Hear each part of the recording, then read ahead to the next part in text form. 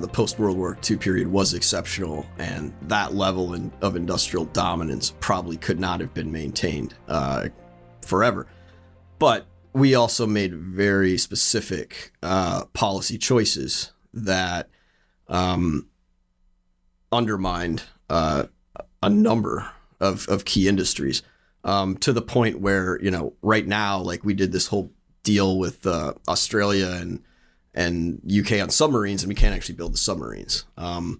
You didn't have to actually, even if you Japan and Germany's manufacturing industries rose, or China's rose, the U.S. has undergone such a much deeper loss.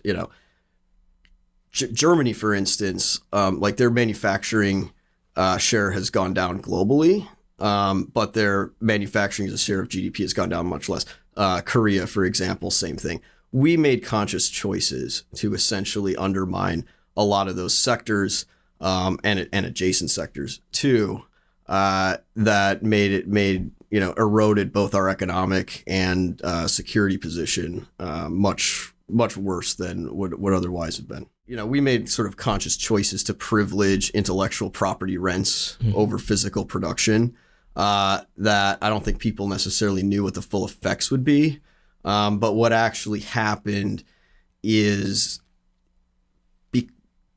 because of financial reasons, an intellectual property rent is always worth more in the market. It will always trade at a higher value than, say, a very capital intensive cyclical manufacturing business, which much harder to maintain. You have to continually invest in it. You have marginal expansion costs. You probably have a bigger labor force. You have unions. You have to keep it running at, as close to 100% capacity as you can all the time. You've got environmental issues, which is another area that we did without a lot of thought given to what that would do to our industrial base.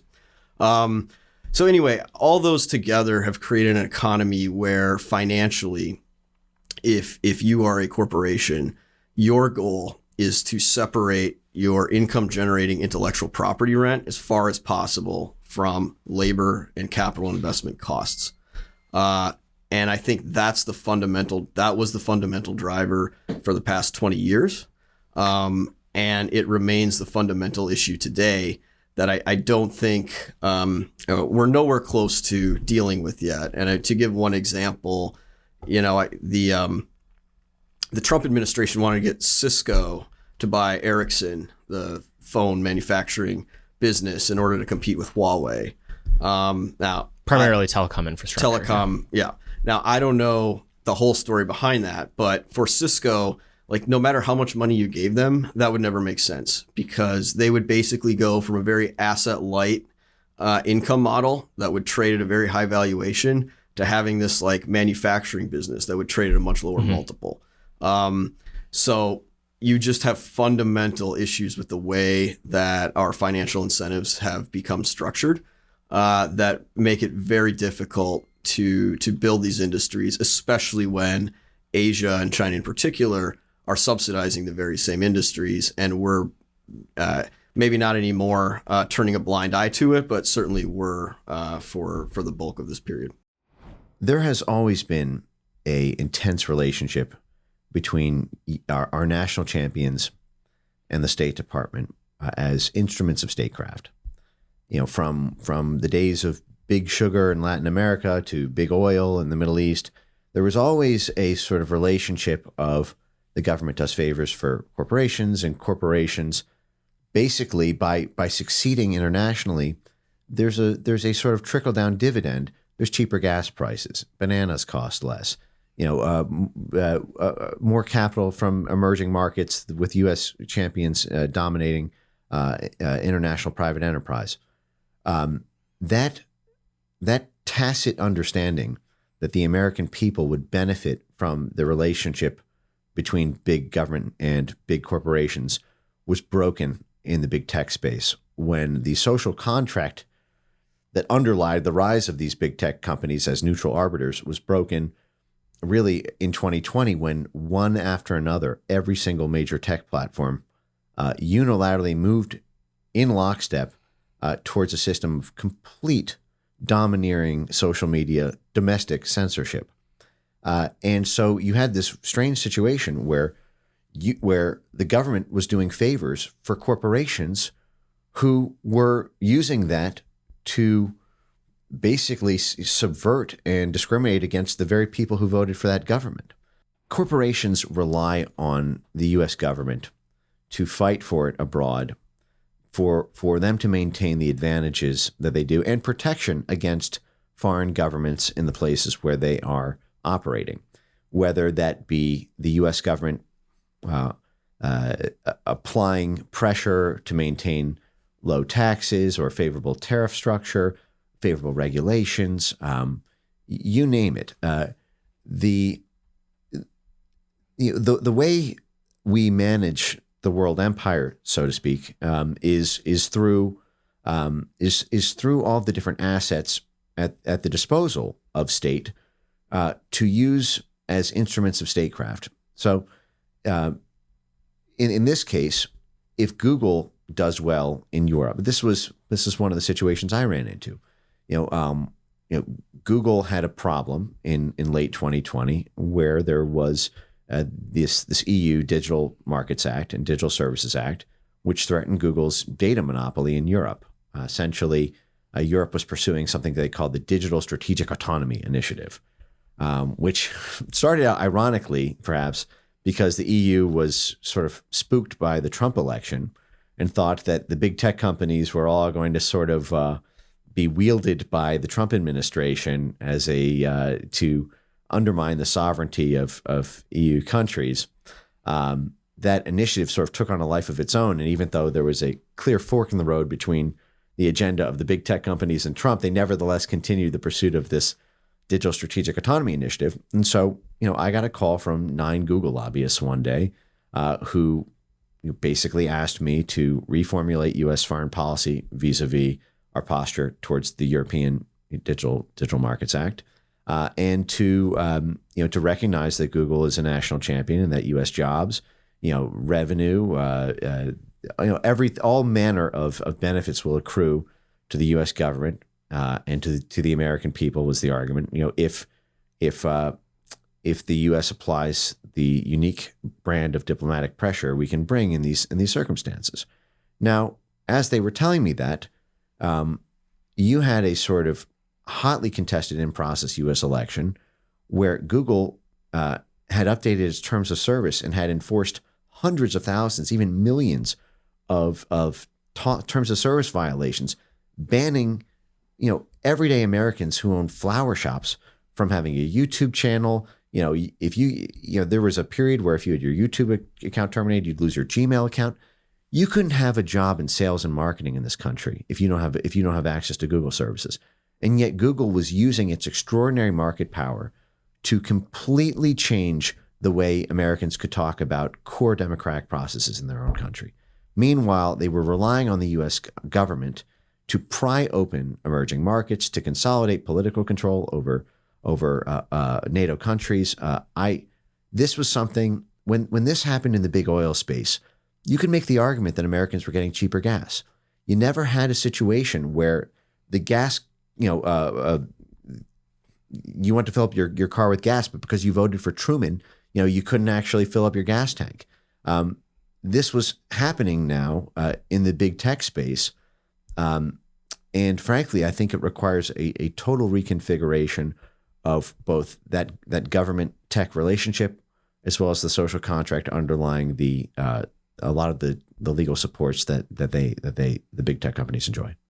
And upon taking office, I had a number of energy companies in the state of West Virginia that approached me and said, Riley, look, we are losing access to capital. We're not able to continue to finance our operations, coal companies, natural gas, pipeline construction, things like that, due to ESG frameworks that have been put out by lending institutions. And so I started to dig into this and found out it was very much the case that many of these big banks in America had lending policies, as they put out in policy frameworks, that had outright prohibitions on financing things like thermal coal, natural gas, pipeline construction, oil exploration, which we do all three of those things in West Virginia. So to the question of, Riley, what can you do about it? Well, we ended up doing quite a bit. We dug in further, right? We also had what I think is a distortion in asset allocation with asset managers such as BlackRock, State Street, and Vanguard, where they were coercing capital away from these critical industries at the same time. And obviously all of us that are at state level dealing with state pension funds, BlackRock's there. I mean, they're there. BlackRock was part of the West Virginia Treasury funds, actually. It was one of our liquidity funds, a sweep account. Until January of this year, we just started to fight back. And January of this year, we eliminated BlackRock from the West Virginia State Treasury as one of our investment options. And then subsequent to that, we introduced legislation that passed and is now law, which created the restricted financial institutions list. That list we have now published, and it's, in essence, any financial institution that is boycotting the fossil fuel industry will be put on the list. And we sent out 6 letters we started with companies that we were either currently doing business with or authorized to do business with. So we sent out letters to BlackRock, Goldman Sachs, U.S. Bank, Morgan Stanley, Wells Fargo, and said, we believe that you have prohibitive policies that is a boycott of the fossil fuel industry by our legal definition. You have 30 days to appeal. They all appealed, and through that process, 5 of them we found were boycotting the fossil fuel industry, really by their own admission. And so we placed them on the restricted financial institution list. So what does that mean in practice? That means their contracts are terminated, which we terminated their contracts, and now they are prohibited from bidding on any contracts with the state of West Virginia moving forward. So we're talking about millions, actually billions of dollars of potential contracts that they have now lost. I'm the sole contracting authority for all state government. So it's not just my office. This is the DMV. This is West Virginia University, Marshall University, Department of Health and Human Resources, you name it. It all comes through me. So they're not getting any of that business now. We're done with all that nonsense because we had a clear conflict of interest. So let me give you an example. We hand dollars, tax dollars, generated by the fossil fuel industry. We collect severance taxes directly from coal and gas and oil. JP Morgan Chase, which is one of the ones that got listed, manages those dollars for us. But at the same time, through their policies, they're trying to diminish our funds, right? Because they're trying to destroy our industries, which has generated those dollars to begin with. So there's a conflict of interest there. And that's really our legal reasoning behind this, is this conflict of interest that we have. So in the list, though, who ended up on the list, JP Morgan, Goldman Sachs, Morgan Stanley, Wells Fargo, and BlackRock were all banned. Now, U.S. Bank, and this is the big news, they changed their policy. They changed their policy. They lifted their prohibition on lending to thermal coal and pipeline construction, natural gas pipeline, and they got to keep their contract with me. Now, since then, they've kept that contract, which does about $20 billion a year in transactions. It's an ACH contract. They've gone on to win contracts with South Carolina and Missouri, 2 contracts with South Carolina, I believe. And why those states? And this is part of the other thing that we did in this. I created a coalition of 15 states from around the country to all reform their banking contract processes, all of them.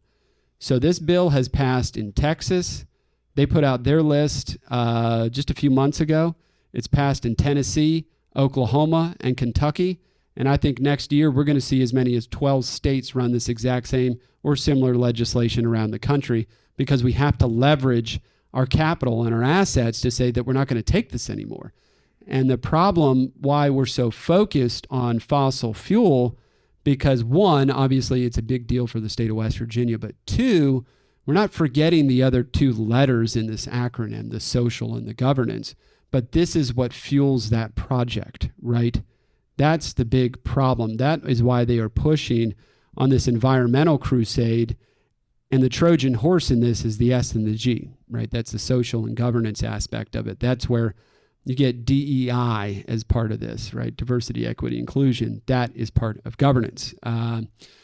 So we're going to continue to fight on this. We're going to introduce more legislation next year in the legislative session as it relates to proxy voting. And if nobody knows what that is, I'm happy to explain what that is. That's a big problem for us. But the states are going to continue to push back on this. Of course, I've gotten blowback. It was really funny. I'd recently had, I think it was 15 Democrat state treasurers wrote a public letter to me saying how terrible I am and all this. And I put it on my wall and, but it was fascinating because they're like, you're distorting the marketplace. It's like, I'm the distortion? I'm not distorting the marketplace. They're the distortion in the marketplace. You have to remember what I am doing is acting as a free market participant in the marketplace. I'm not a regulator. I don't regulate any of these folks. I'm putting out contracts and saying this is our preference in the marketplace. Just like any other contract with a proviso in it, right? That states, okay, we want you to meet this criteria. Well, here's the criteria that we have. So this is actually a free market solution to this. By no means are we distorting the marketplace. You go look at CalPERS out in California, their pension fund, they have decided to divest of all fossil fuel, which is their right if they want to do that. That's fine. I'm not saying I want to divest from anybody. I just want to do business with people that want to do business with us.